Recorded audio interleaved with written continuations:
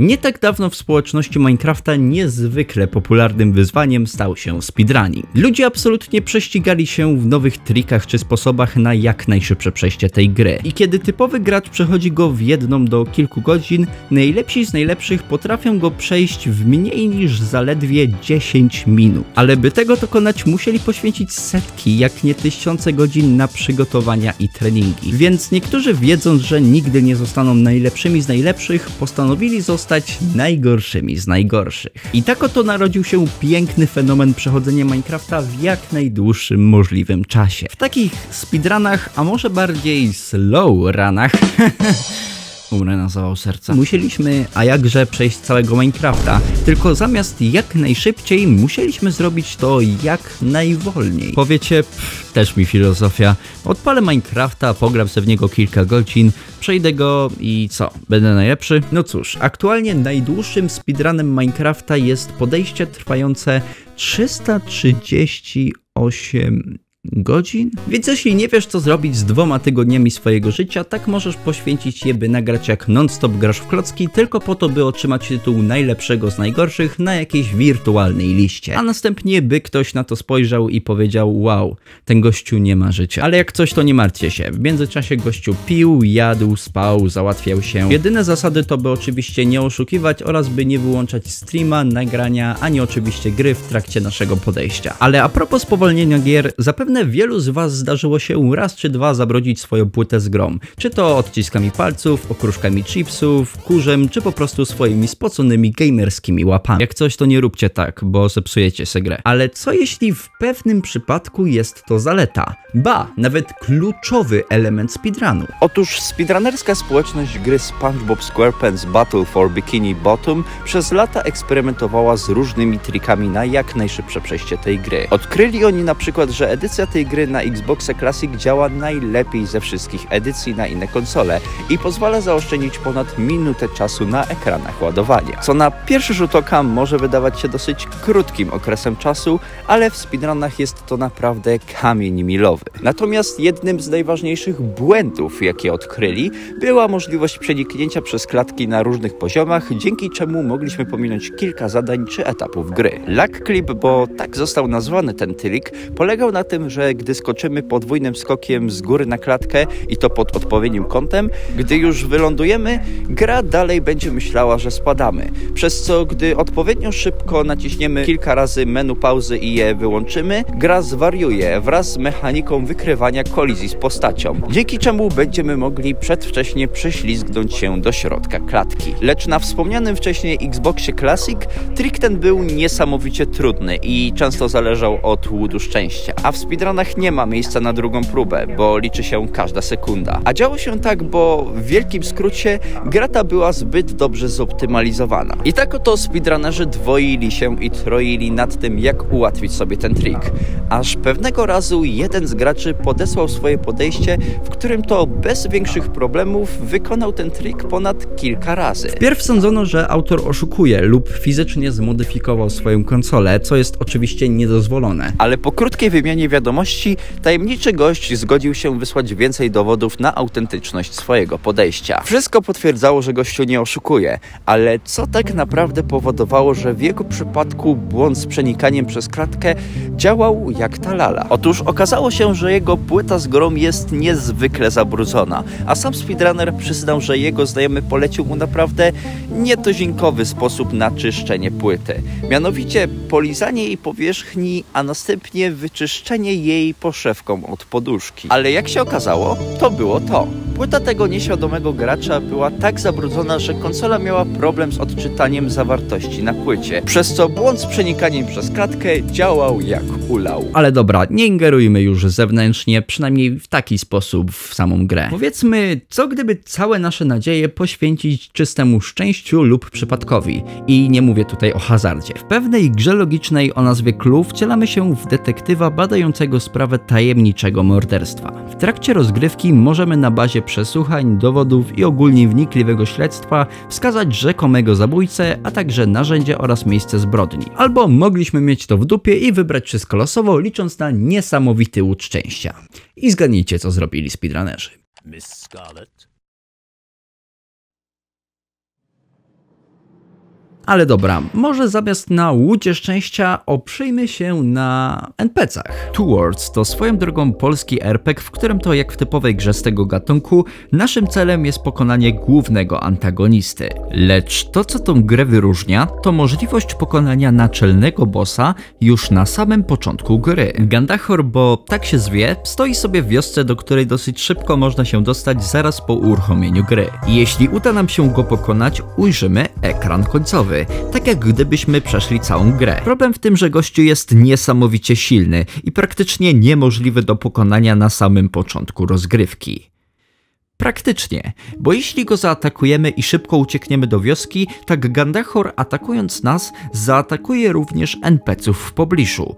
Dzieje się tak, bo kula ognia, którą w nas rzuca, zadaje obrażenia obszarowe i po odrodzeniu się, gdy wrócimy do wioski, zauważymy, że otoczyła go chmara wściekłych cywilów, którzy to osobno może i są słabi, ale razem tworzą mini-armię nie do zatrzymania. I tak oto prędzej czy później wygra współpraca, uhonorując nas filmowym zakończeniem. Ten przypadek jest o tyle ciekawy, bo nie jest to żaden błąd, tylko faktycznie zaimplementowana mechanika przez twórców, którą gracze wykorzystali na swój własny sposób. Lecz co jeśli twórcy dają jasno jakąś mechanikę, a gracz mówi "Oh my god".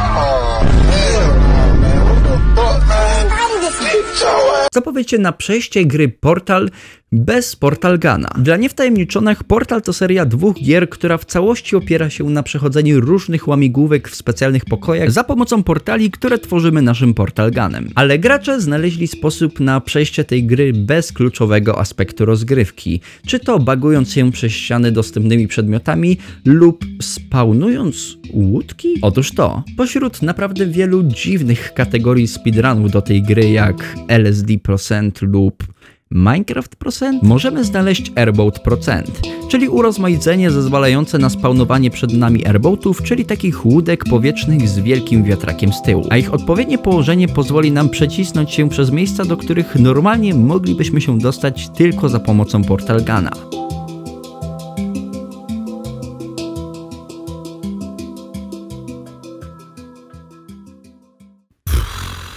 To wszystko wygląda na za dużo roboty.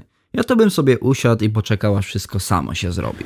A co gdybym powiedział ci, że istnieje gra, w której większość speedrunów dosłownie nic nie robisz? W grze The Legend of Zelda Twilight Princess istnieje kilkanaście kategorii speedrunów, m.in. Any Percent oraz Low Percent. Any Percent to kategoria, w której musimy przejść całą grę jak najszybciej to możliwe. I to bez względu na wszystko, czy to z glitchami, czy też bez. Low Percent natomiast to kategoria, w której naszym celem jest również przejście gry w jak najszybszym czasie, ale przy okazji podnosząc jak najmniej przedmiotów, na ile to możliwe. Wspominam o tym, by przedstawić wam różnicę w czasie ich ukończenia. Kiedy Any Percent zajmuje około 3 godziny do ukończenia, Low Percent kosztuje nas ponad 14 godzin wyrwanych z życia.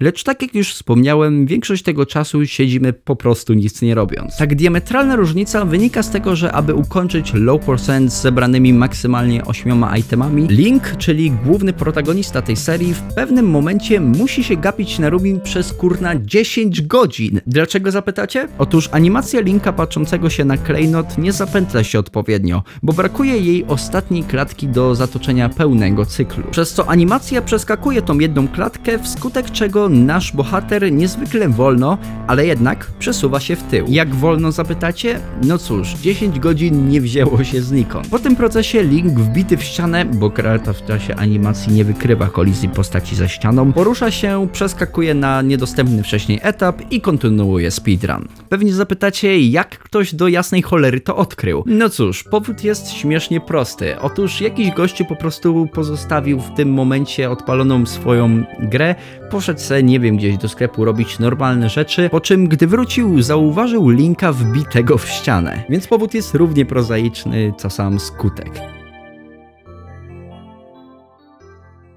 Większość gier miałaby pewnie wywalone, czy przechodzisz je w normalnym tempie, czy stoisz w miejscu przez kurna 10 godzin. Ale co jeśli sama gra wie, że speedrunujesz? Na taką sytuację mogliśmy natrafić w grze High on Life. Kiedy to podczas przechodzenia naprawdę nietuzinkowym skrótem nasz robotyczny asystent uraczy nas tekstem: Are you trying to speedrun? Are you speedrunning right now? That's okay, you can do that. We think that's cool. We think that's great. Good luck. I hope you get a world record.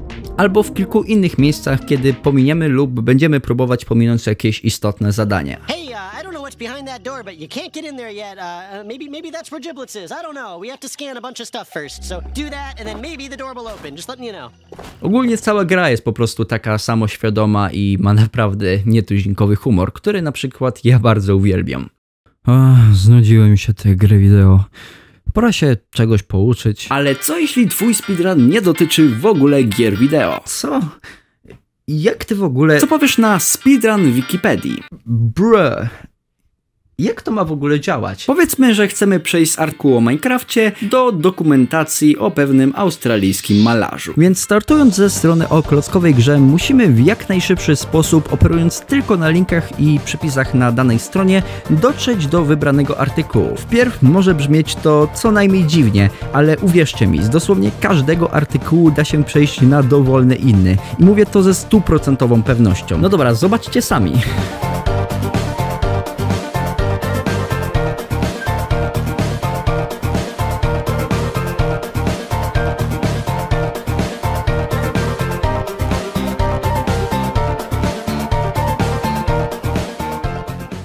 Najlepsze jest to, że takich dziwnych rekordów, speedrunów i kategorii jest o wiele więcej.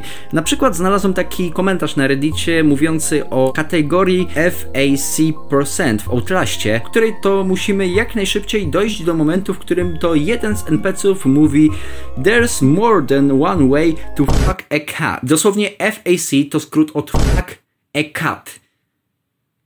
Czajcie to? Speedrun do kwestii fuck Albo w jeszcze innym wątku znalazłem speedrun, w którym gościu w jednej ze starszych odsłon gry Animal Crossing przechodzi do pewnego momentu ją jak gdyby nigdy nic, po czym gdy wraca do swojego domku na farmie, robi jakiś dziwny trik, przez co jego postać przespała 3 lata w samej grze. Po czym gdy budzi się, wszyscy są na niego źli, wszystko jest smutne, nawet pies, którego nawet nie zdążył poznać jako postać, jest smutny, a twojego bohatera wywalają z domku jakiś dziadek i babcia, którzy też są źli i zapłakani. Ty wychodzisz, też wszystko jest smutne. Co się dzieje? W takich przypadkach pada jedno, ale treściwe pytanie. Jak oni na to w ogóle wpadli? No cóż, zapytajcie gościa, który odkrył mleko. Najpiękniejszą rzeczą w speedrunach jest fakt, że bez względu na to, ile czasu i wysiłku poświęcilibyśmy na odkrycie wszystkich sekretów, trików oraz błędów, nigdy tak naprawdę nie wiemy, ile jeszcze pozostało do odkrycia. Bo to, co zaplanowali twórcy, to jedno, a to, jak zinterpretują to gracze i co jeszcze odkryją, to już zupełnie inna bajka.